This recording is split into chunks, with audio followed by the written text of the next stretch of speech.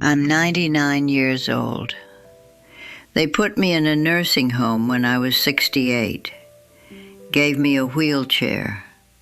And why? My legs worked, but my husband George died, and when he went, I stopped seeing the point of standing up.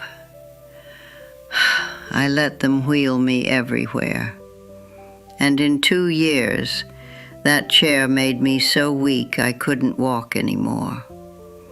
What I did after that, people still find it hard to believe. I didn't only get my legs back, I changed the whole nursing home, the same one that was trying to change me. Let me start from the beginning. My name is Mary Gilbert. George and I were married 44 years. I was 21 when he took my hand. He didn't let go until the day he died. He built houses with his hands, and me, I worked in a hospital laundry for 31 years, 10 hours a day, 6 days a week, on my feet, hauling heavy carts through basement corridors. My legs didn't know anything except work. Every evening, George and I walked 6 blocks to the bakery, 6 blocks back, because George liked to walk and I liked to be beside George. I didn't know I was training my legs for 40 years. I thought I was living my life. Retired at 63, still strong, still had George. And then, I was 65. Came downstairs one morning and found him on the kitchen floor. Stroke. Gone before the ambulance turned the corner. The coffee he made me that morning was still warm on the counter. After the funeral, I sat down. I didn't make a decision. I just didn't get back up. The walks stopped. The cooking stopped, the television came on, and the days blurred together. And right now, some of you are doing the same thing I did, sitting somewhere comfortable, thinking you're fine. You're not, but I'll get to that. 3 years, my legs thinned out, stairs became enemies, curbs became cliffs, 2 falls in 1 month. My son found me on the kitchen floor, same floor where I found George. The phone call between my sons took 11 minutes. 11 minutes to decide my life was over. They put me in a home, put me in a chair. Here's my confession. I could walk. My legs were weak, but they worked. But that wheelchair was there, and someone offered to push me. And pushing was easier than walking. And easy felt so much like love that I didn't notice it was a coffin with wheels. Grief does that. Grief makes everything that's killing you feel like comfort. And that's when things got worse, much worse. Every morning, wheeled to breakfast. Every afternoon, wheeled to the common room. Every evening, wheeled back. I didn't have to choose to move, and that was the point. Choosing meant living. And I wasn't sure I wanted to live in a world without George in it. 2 years, 68 to 70. My legs disappeared. Not from disease, not from age, from sitting. My thighs thinned out like paper. My calves shrank to nothing. My ankles swelled up. You think it takes years to lose your legs? It takes months. Remember that. I was 71 when Josephine arrived. Late 70s. Walked in on her own legs. Strong legs. Well, she looked strong. I watched her and I thought, that's what I used to look like. 14 months. That's all it took. 14 months later, 2 orderlies carried Josephine to the bathroom. She was crying. Not from pain, from shame, comfort, wheelchair, erosion. Something cracked open inside me. Not sadness, not hope, rage. I was angry. No, I was furious at myself. At every morning I let someone push me. At 2 years of blaming George for a decision I made every day with my own hands folded in my own lap. I looked at Josephine and I saw my future, and I decided, no, not me, never again. That night, alone in my room, I did something for the first time in 2 years. Pay attention, because this is where everything changed. Sitting in that chair, I pressed my feet flat on the floor, pushed down, hard, held it, released. Then I squeezed my thighs together, tight, held, released. Nobody noticed. I was fighting a war in that chair and nobody knew. I did it during meals, during television, every waking hour, squeezing until they burned. Weeks of this, invisible work, but muscles that hadn't been asked to do anything in 2 years were waking up.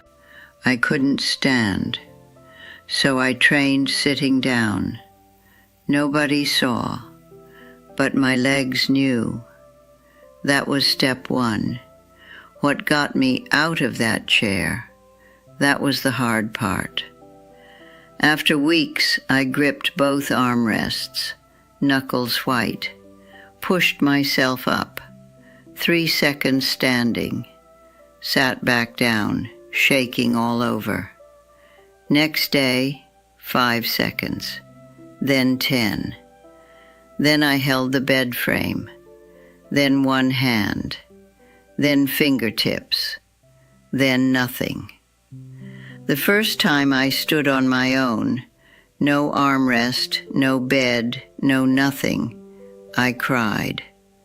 Not because it hurt, because I'd forgotten what it felt like to hold myself up.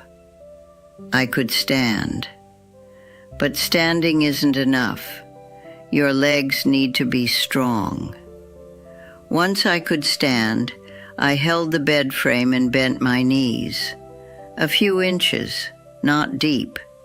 My knees couldn't take deep, didn't need to. My thighs burned from 2 inches of movement. 2 inches.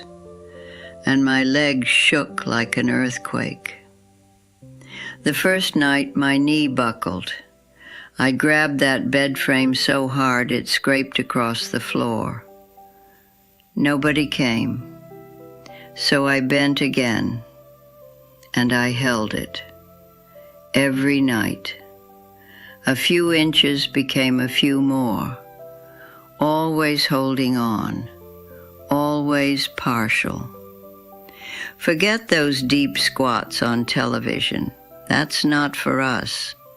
You hold on to something, a countertop, a bed frame, a sturdy chair, and you bend a little, slow. That's it. Those partial squats rebuilt my thighs. The big muscles that hold you up, lift you from a chair, carry you upstairs. They came back from 2 inches every night. 3 things and my legs were coming back. But there was one more, the one that saved me from falling. Same bed frame. I rose up on my toes, slowly up, slowly down. My ankles cracked every time. I thought something was breaking. It was waking up. Nobody tells you this. Everyone worries about knees. Nobody thinks about calves. But your calves hold your ankles steady. Your ankles keep you balanced. When your calves are weak, your ankles shake. And when your ankles shake, you fall. At our age, one fall can be the end. If you can stand right now, hold on to something and try it. Go up on your toes. Feel that? Those are your calves. If they're shaking, you need this more than you know. Heel raises built my calves. My calves steadied my ankles. My ankles gave me balance. My balance saved my life. After months of all four things, I sat in the chair beside my bed. Tried to stand. No hands. Couldn't. Tried again. 14 times that chair pulled me back down. The 15th time, shaking, sweating, teeth clenched, I stood. That night I walked to the bathroom on my own. The nurse found me at the sink brushing my teeth. She said, "Mary, how did you get here?" I said, "My legs." That's what people couldn't believe. Not that I got stronger, that I did it from a wheelchair, in a nursing home, at 71. No trainer, no gym, a squeeze, a partial squat, heel raises, and the will to stand up. Sit down right now. Stand up. No hands. If you can't, start tonight. But I wasn't done, because what happened next, nobody expected. Once my legs came back, I started walking. And walking is good. I walk every day. But here's what nobody tells you. Walking alone, without strong legs underneath you, destroys your joints. Walking without strength is like driving a car with no engine. I see people my age walking on legs that can barely hold them, knees grinding, ankles wobbling. They think they're helping. They're wearing themselves down. You strengthen first, then you walk, always. My roommate Gloria saw me one morning doing my squats.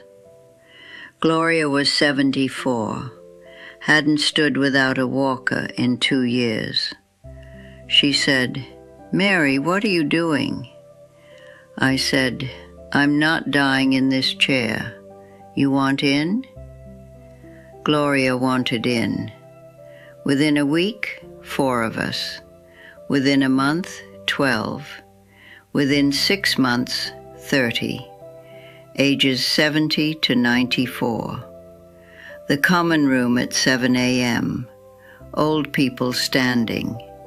Shaking, yes, but holding each other up. The staff got nervous. What if someone falls? I told them, they're already falling. Every day in those chairs, they're falling. You can't hear them hit the ground. Then the families started calling. Their parents were different, talking more, eating more, fighting more. That's how you know someone's alive. They argue with you. The routine became official. 7 a.m., Mary's group. This next part still makes me cry. Clara was 88, hadn't left her room in a year. One Tuesday morning, she walked to the dining room, on her own legs, no walker, no help. The room went quiet. Then somebody clapped. Then everybody clapped. Clara stood in that doorway, holding on to nothing but herself, and she cried. We all cried. I'm almost done. This last part is for you. I'm 99. Every morning, I squeeze, I bend, I rise, I stand. 4 things, 31 years. I dare any one of you to do them for 30 days and tell me your legs don't change. You don't need money. You don't need a gym. You need your own 2 legs and the decision to use them. I see you sitting there right now, comfortable, and I'm telling you, comfort is what almost killed me. When this video ends, squeeze your thighs, press your feet into the floor, stand up. That's day 1. That's where I started. I'm 99.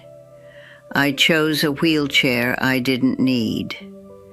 Don't wait until you lose your legs. They tried to change me. I changed them. Now I'm asking you, change yourself.